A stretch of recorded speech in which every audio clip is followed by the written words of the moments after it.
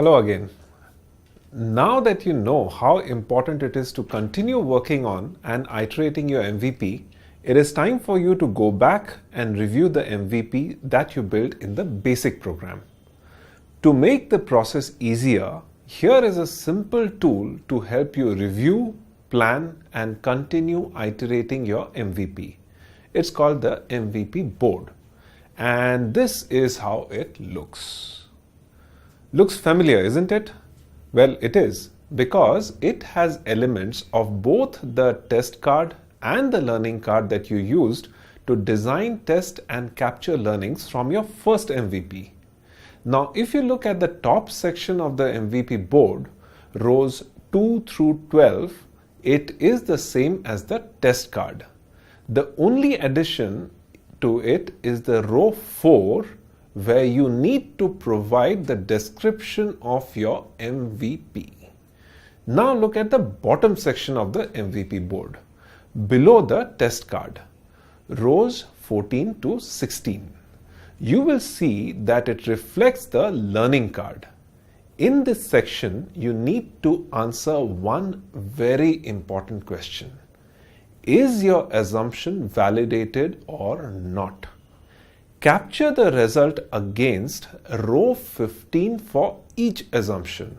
Now, if your assumption 1 was indeed validated, you can move to the second iteration. See column D.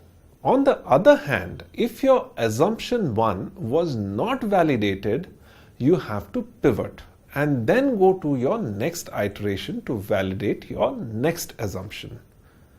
Sounding complex? No worries. Let me walk you through Tanya and Sam's food truck example to help you understand better.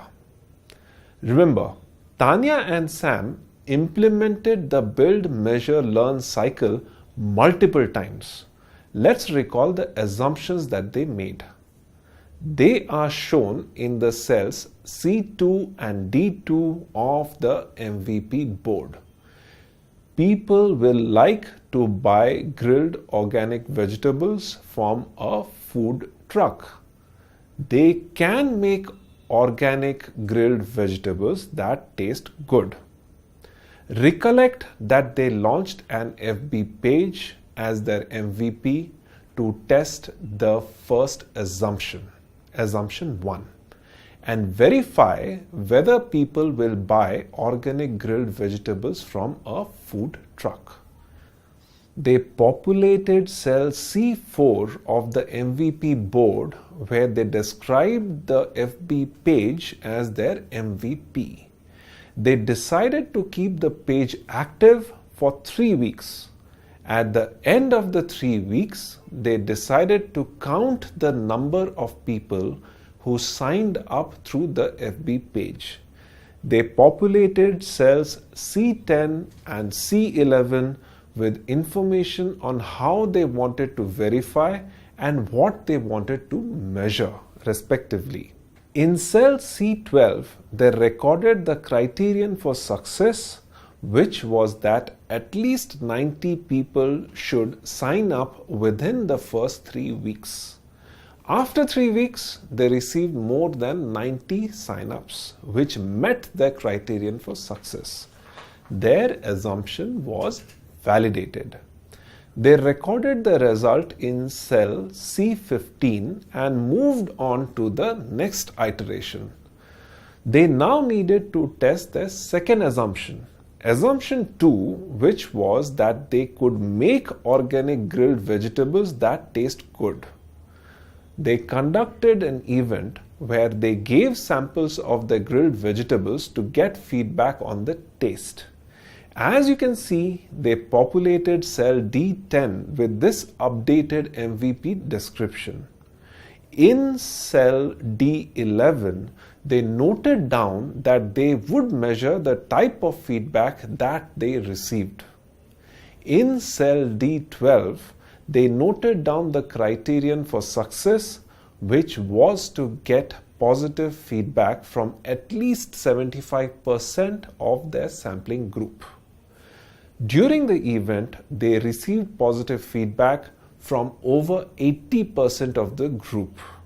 Their assumption was validated again. Can you guess what they did next? Right. Using the feedback that they collected, they went back and tweaked the menu on the FB page. They made minor improvements to 3 items on the menu and went with the original recipe for the other 2 items. This was the second iteration. Now it so happens that the customers liked how the organic grilled vegetables tasted. So Tanya and Sam had to make only minor modifications to their product line to make it better. But consider this. What if either one of the assumptions were not validated? Tanya and Sam would then have had to pivot. In case they had not got enough responses on the FB page, they would have had to pivot, change the product and test again. Even in the second experiment, if the customers hadn't liked the taste of the vegetables, they would have had to pivot and make major changes in their ingredients and recipes. I'm sure you understand how this works now. So let's look at what you need to do in today's class. First, fill in the test card details pertaining to the first iteration or the first version of your MVP under the column titled Iteration 1. You will then decide if you are moving on to the next iteration using the same idea or do you need to pivot.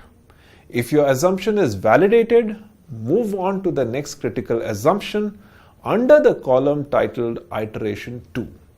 If your assumption was not validated, state your pivot in cell number C16 and then move on to the next column titled Iteration 2 with what is now your most critical assumption.